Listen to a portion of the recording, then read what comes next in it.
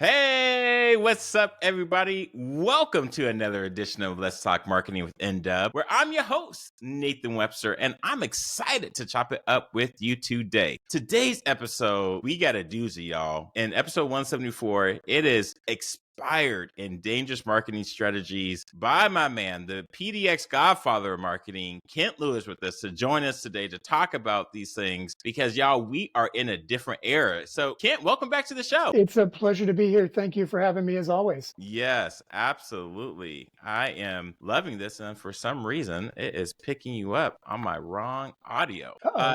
Yeah, it's all good. We'll fix this in no time at all. So for the listeners out there that have been rocking with me, thank you so much. I appreciate your reviews. We are at 20. Let's get those reviews up. Let's get the ratings up. Also, share it. For those listeners for the first time, thank you for coming to the show. I appreciate you rocking with me and checking it out. If you like it, hey, leave a review, leave a comment. I appreciate you. If you leave one, please, if it's on iTunes, please leave it and I'll say it. If you want to send me an email at info@nwebsterllc.com, please feel free to do so. I will also share it with the group if you're, say, not on iTunes, because not everybody is on iTunes. So as we come to this juncture, we just finished, which I am recording it before the conference, but it's right after the conference. So I will say the Let's Connect conference is a sponsor. Just finished this up last Thursday and Friday as this downloaded Monday, or this episode's coming out Monday, October 9th. It's a big deal. We're going to talk about it, and they are the sponsors of the show. So if you haven't already gone to the show notes, check out our link so you can see the phenomenal work that all the people have done for the Let's Connect conference. All right, now that the housekeeping's done, for those that say, I want to know what is the expired and dangerous marketing strategies?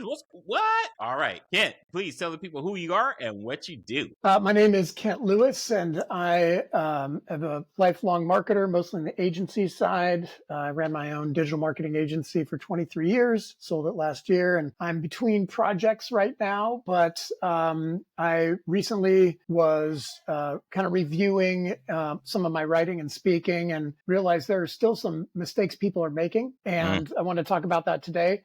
Please feel free to connect with me on LinkedIn /Kent Lewis, easy to find, and Kent J. Lewis on Twitter /X. Those are the best places to find me. And then my day job for now is just managing PDX Mindshare, a Greater Portland career community and networking event. You can go to pdxmindshare.com for more information there. So back to the topic. I've had a lot of time to reflect since I parted ways with the agency that acquired my agency this last May. So I've had the summer to kind of reflect on what's been working, what's not been working with my clients, with the industry in general. I just got back from a conference, digital marketing conference. I got to see kind of what some of the trends are as seen by others, not just myself. Got some of my network. They're doing their 2024, strategic planning for marketing, and particularly in the digital space. And I realized it's probably time to revisit some of the bad habits or the sort of the antiquated bad habits of marketers that weren't native to digital, and some bad ideas that could turn to be very costly and ineffective, and as you said, potentially dangerous for 2024 and beyond. Things that basically need to be retired that are really not relevant or bad habits. So I'll start with the concept of a digital marketing department. I started extolling the virtues of an integrated just marketing department probably about 15 years ago. And I've been in digital since 96, so quite some time. But for the first 10 years, it was a silly argument to say it was hard enough just to get anybody with digital talent, hence a career in digital marketing. But I soon realized that digital professionals, particularly in-house, were largely, up until maybe 5 to 10 years ago, were not getting the voice compared to the traditional digital or the traditional marketers that ran, the company, the CMOs, the owners, the CEOs. And so I was saying, well, really, they shouldn't be in a silo. They should be integrated into the marketing team. So the idea is that you should no longer be building a digital marketing department. You should be building an integrated marketing department, a department where certain people may have a prowess and affinity and expertise towards digital, but they should be part of a bigger team that's talking to each other. So, you might have traditional event marketing, traditional advertising, traditional PR. And if they are not well versed in digital, you have somebody with the digital voice representing, but as part of that team, not in its own purely digital department. So I still see in large corporations, there's an SEO team, there's a web team, there's a digital ad team, a social team. Well, I think, I would argue, does social media belong to marketing, or does it belong to PR within marketing, or does it belong to customer service? I believe it belongs cross discipline across all of those. So what that means is you have to start dropping the digital centric language that keeps people isolated, or frankly, and more recently, they may be taking over departments, and that's all well and good, but if you're not talking to each other, you're not as effective with your traditional. So it should all be one happy team. I love that. It's has a term that gets thrown out a lot in marketing books is the IMC, integrated marketing communications. And, there's a disconnect between traditional and digital when it all should be one. So that is something I keep seeing in textbooks at the college level. And I try to tell the students, say, look, like you were mentioning, social media is just not a toy to be played with, as it's not making a difference or impact, because it can, as we learned from Bud Light, which Kent, I'm surprised you haven't done an article on that just yet. Oh, but yeah, I've talked about that. That is the story that will never die, because it's a very good lesson. Yeah, I mean, are you talking about with the social media trans blow up with their influencer? Yeah, I mean, my beef is not whether or not Bud Light made a short-sighted mistake trying to reach to a new audience. You could argue that's absolutely brilliant. The beef I had is they didn't stand by their people, and they didn't stand by their strategy, and they looked weak to the LGBTQ plus community. They look particularly bad to their core redneck cracker white racist crowd. So they lost either way. So I think not standing by your decisions makes you look weak. I've never drank that beer since college, and so I could care less about the beer, but I care about the company making bad decisions. So if you're going to go out to reach a new community, double down on it and don't lean back, or you look like an idiot. So I think that I felt the same way. I haven't watched CNN since they had Trump on, and with a favorable audience, and it was hard to watch. And maybe I just got political there, but I just CNN made a ratings decision, and they lost my viewership for their decision. I think that goes to a bigger issue of brands needing to be socially, fiscally, environmentally aware, and that they can't do it. You can't greenwash, you can't gay wash. You have to be authentic, and it shows the brands that are weak versus Patagonia or Nike or other brands doubling down on their audiences and saying F you to their detractors. That's the way to do it. I mean, that's the new modern marketing. And that's a whole nother show, but yeah.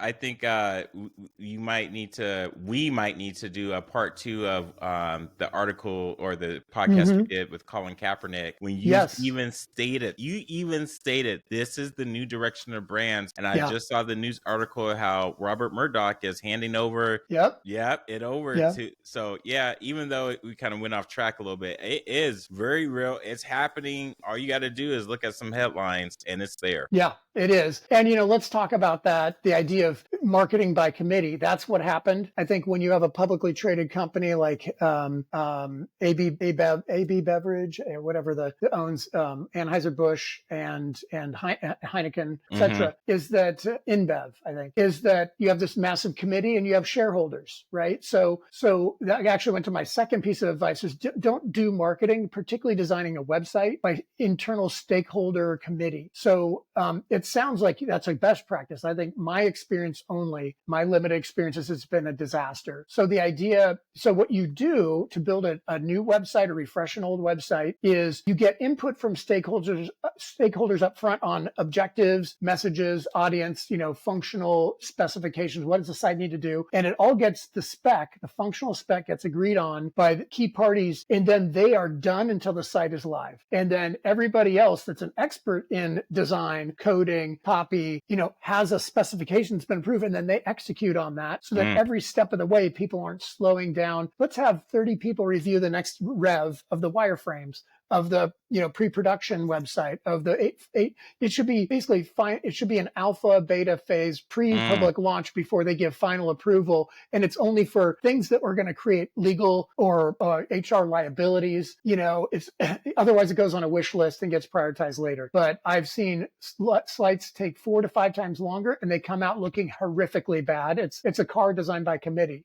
So you shouldn't be doing marketing by committee. However, you absolutely should be getting input at the right times. times up front and at the tail end. Just it's a CYA. It's going to be a better product when everybody's feedback is considered. Everybody should get a voice, but not necessarily a vote, or you're never going to get a website or any marketing done. Not only at all, but well.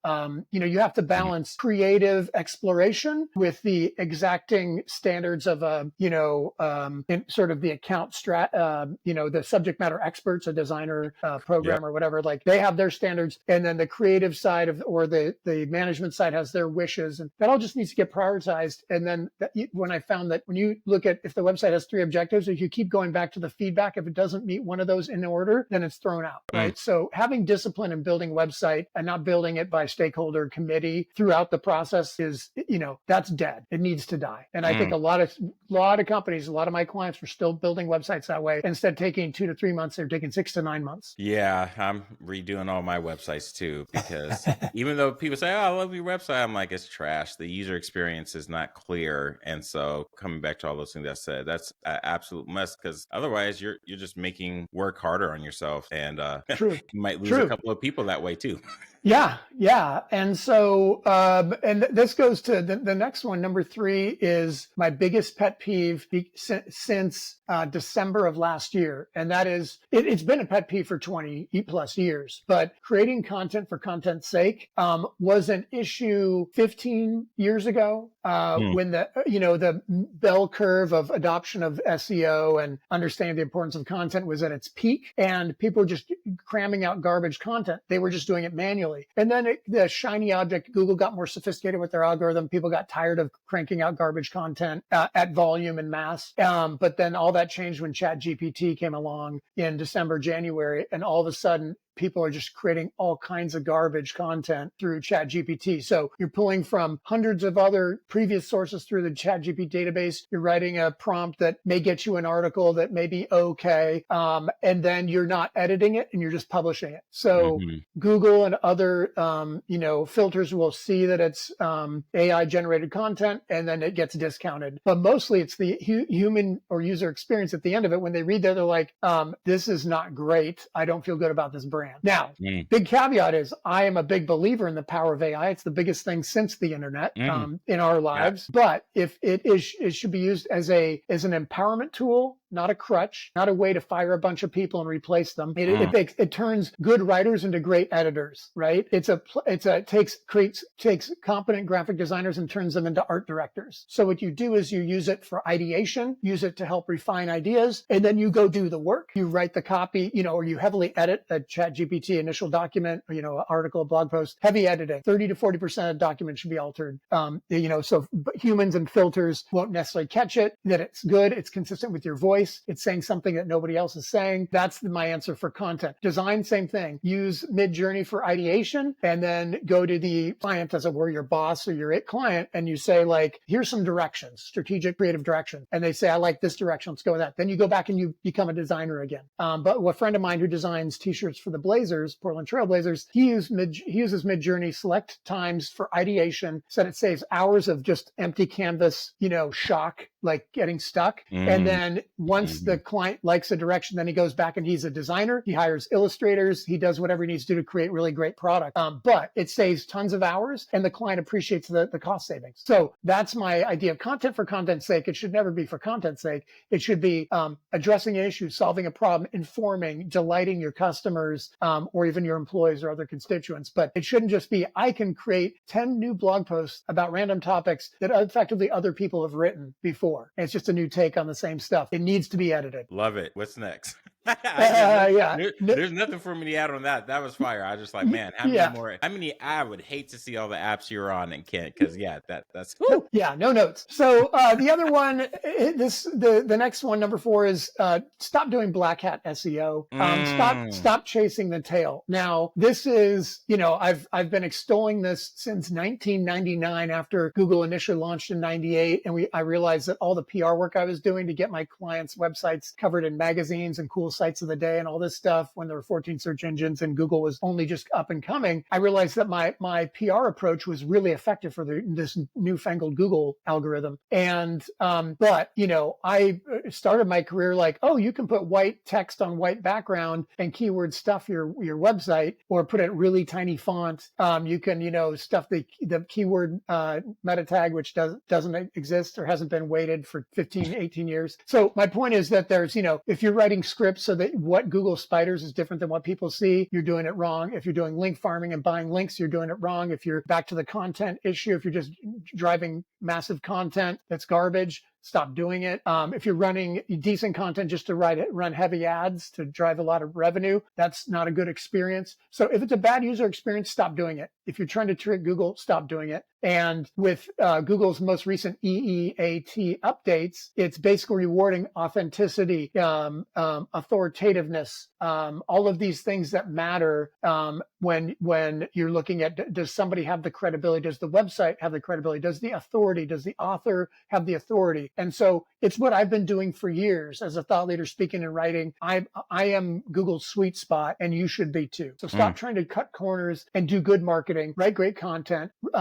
craft clean code, and create the kind of buzz and the news that people want to link to you, cite you in social posts, etc. That's good SEO. It always has been, and that's never going to change. Yeah, stop copying people. Just be you. You know what I'm saying? Just absolutely be unique, be authentic, and be good. Meaning you can be authentically bad and not get anywhere, but be authentic and be good. Yeah. The next one is this concept of always be testing. Is if you haven't embraced the concept of curiosity, like the idea that your marketing is never fully optimized, then you are done. I recommend brands spend, up to 20% of their monthly ad spend on testing new keywords, new platforms, new targeting. And more importantly, let's say you can't touch your ad budget for some reason, or you don't have an ad budget. You should always be tweaking your website. Landing pages, like product pages, are more important for your ad. If you're running ads, your landing pages you should always be testing an image, a headline, a call to action, the content or copy length, bullets, no bullets. If you are not constantly testing your landing pages, assuming the landing page you had from 3 years ago is the best out there, you're full of it. Because even if 3 years ago, even a month ago, it was the best landing page out there, performance-wise, click-throughs, conversions, it is no longer the case. We've been told for 20 years that 20% of searches every day have never been performed prior. So the world is constantly changing, and you have to be changing your marketing to adapt, and that's through testing. Always be testing. So the antiquated idea is, we got this. We don't need to test. You're going to be out of a job. Facts. That's a diamond.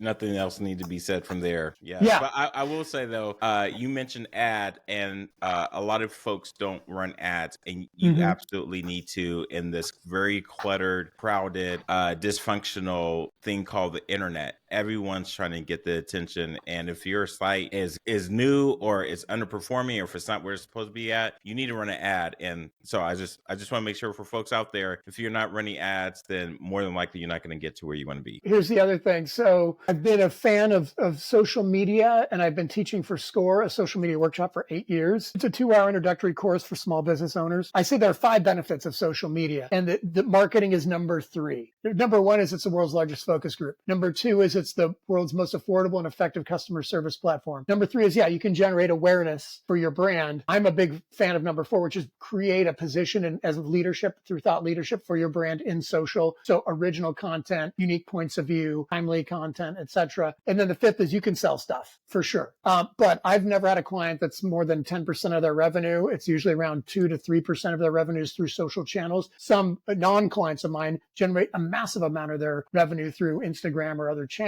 But here's my point. I've been extolling the virtues of firing your social media manager, which is some kid out of college. I've extolled this for 15 years, at least more than 10 years. Hire an evangelist. Hire somebody internally, put them in the role of evangelist because they know the brand and they're passionate about the brand, and then have somebody teach them fundamentals of social so they're dangerous, or have a junior person that is tactically doing things, but they're not doing it all. They're not driving strategies per se because they don't understand business or marketing. They just understand Twitter or TikTok. And so I learned this when we worked with BMW Portland, when it was Rasmussen Motors, is they had a really passionate young kid that knew a decent amount about BMW, value, but the management was leery of his his personality outside of their brand, conflicting with their values. So they hired us to train somebody from parts and service and sales to be the voices that have been there at least 10 years, right? So these guys, it was easy to teach them, here's how you post. And then suddenly you had this really experienced voice on social. And the goal is to train every employee, 100 and something employees on social, should they be interested. But we just started with a core couple volunteers and trained them up. We did that at Portland State 15 years ago, Oregon State, similar number of years ago. My point is this, up until maybe a year or two ago, it was reach. And then it's like engagement. But I have found in my experience as a social media person, I would say enthusiast, not an expert by any means, is reach is one thing. It's kind of nice. Engagement sounds cool, good ego thing. But if you want to move the needle, you need clicks and conversions from your social. If you want to truly use it for, the sales side of things, then you need to track revenue numbers. Nice. And more like comments and share. The comments and maybe some degree shares are more valuable than just likes. And you want to look at those either deep engagement metrics or conversion metrics, because what happens is you spend a lot of time and money on social and it doesn't move the needle. Again, that's why I'm saying forget awareness and engagement metrics. Let's talk about using it for market research insights and using it to engage existing customers. Right. And then it's all transactional conversational metrics, rather than, our reach, our engagement rate, I find that doesn't move the needle for a vendor like us as a marketing partner, like I used to be. Engagement metrics don't pay the bills. But revenue does, or true insights, or, improving the customer experience. Yeah. I even the bookmarks, that's a new goal. Get as many people to bookmark, have you seen as this thought leader in the space. Regular resource. Yep. Right. But it doesn't mean it pays the bills. Right. Now, this is unpopular for agency owners or agency executives, but I've been saying this for a decade, is you really shouldn't be paying third parties to represent you in social media regularly, right? You should be hiring NW and Nathan to build a social media strategy and cross-train and up-train the team, and then offer support where needed. So there were some clients, it was never more than 5 to 10% of our revenue at Anvil back in the day, but there were clients that had no resources. So I would say we will do it for now until we can get somebody in-house and train them up for you. We can always do reporting. We can help drive strategy. There's a lot you can do to support social. But if you are the voice for a brand that you don't work for,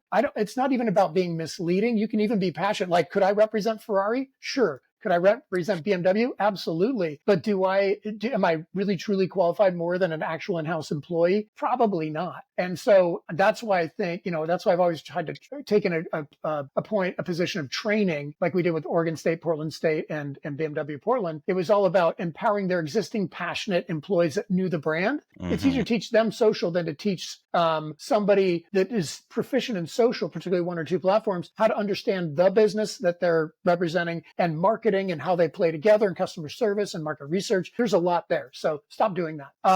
And then just a couple more. One is just, why aren't brands using more video, right? It's the highest life form. Now that vertical videos are around, I'm still not a huge fan, but I get the power of it through originally. Don't sound old, Kent. Don't sound old. Yeah, no, I'm just saying, I don't like the form factor. It's just fact. And so I'm not a big Snapchat fan. I think TikTok's a little or a lot creepy, but that doesn't matter, because what I like or don't like only matters to the companies that want to sell me stuff. As a marketer, I have to get over that. So that's what I did. I always had my team always testing and refining and having a point of view on how to get the most yield out of TikTok organically or through TikTok ads, for Instagram, for YouTube shorts, whatever. Once we went to vertical, that's all good, but just video in general, just regular letterbox style, YouTube videos. I still am, now that I can't, be a marketing person for an agency or for myself, I give away advice now, basically, as I look for my next gig. And one thing I'm seeing is that YouTube channels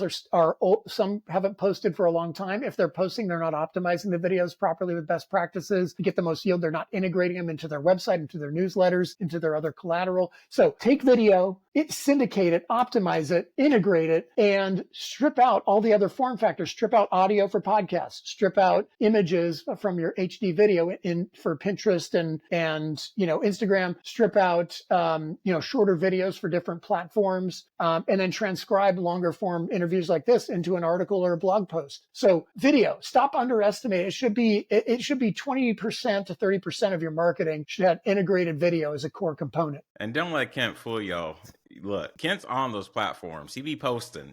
But as a marketer, you can't just say, I don't like it and not use it. You still have to use it. I hate Meta. I'm going to shorten there's a couple more. I'm just going to shorten them.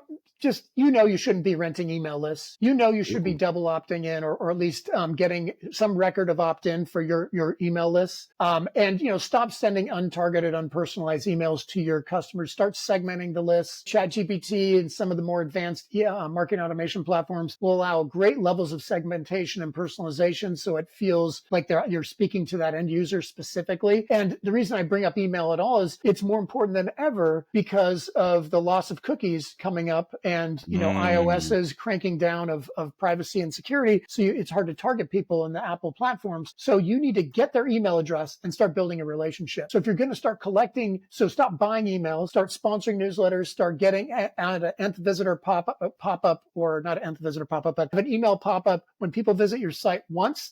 For the first time, you offer to give them special deals and offers through your email sign up, and then that goes away and they never see it again. Build that email list. That's your IP. That's your future. You control that list. You don't control Facebook. You don't control Twitter X. You don't control these other platforms. So start building these emails lists and then start sending targeted, thoughtful emails to them. And then last but not least, gaming online reviews. This is clearly it shows some datedness to these recommendations. It's probably the oldest recommendation, but it's still true. Brands are incentivizing improperly against violation of terms and conditions for Yelp and others. They're incentivizing people to write reviews. They are blasting out requests for reviews, and then when Yelp sees like 20 reviews in one day, they just flag them all. So you have to have a consistent, ongoing commitment to online reviews that are monitoring them, soliciting them strategically. Which place do I ask for the review? Where, based on who they are and based on what the needs are. If you have really low star average review in one place, focus on that. If you have too low a number of reviews on another. So that's a whole strategy. But gaming the system is not good. You don't pay for people. You don't misrepresent. You don't have fake reviews, and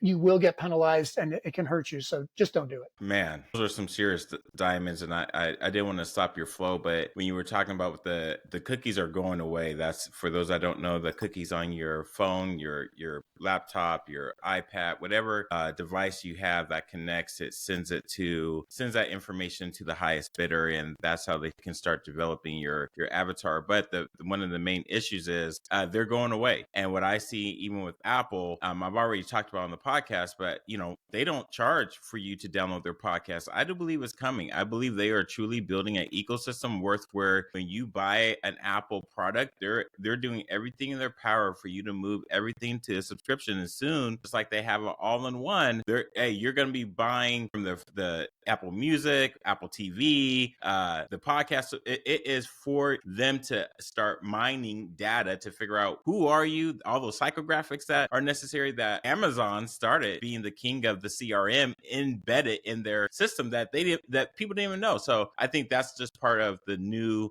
marketing, because you were saying stop gaming, and which Kent created a great article, and I'll put it on the show notes, but gaming online reviews. And I just think it's these new games, which I miss the old games where you level up and you beat the whole game. These new games are to keep you on the platform forever and ever, not to get you off. And obviously that's what social media has done, and we know the bad effects that social media is, but now these brands have taken the page out of their books and they're creating their own too. So that's I see that as a new strategy, and I'm calling it out. I think that's what's going to be happening here real soon. Well, not real soon, but sooner. That's going to be in our future.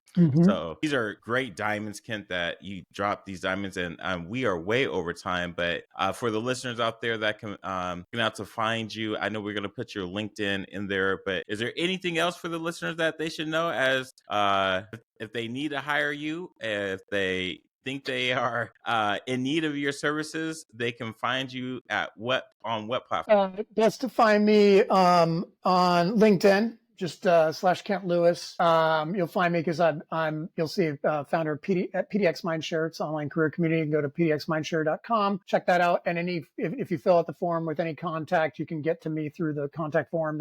I'm the only one that gets it right now. And of course on Twitter X, I hate to promote X, but I'm at Kent J. Lewis on that platform.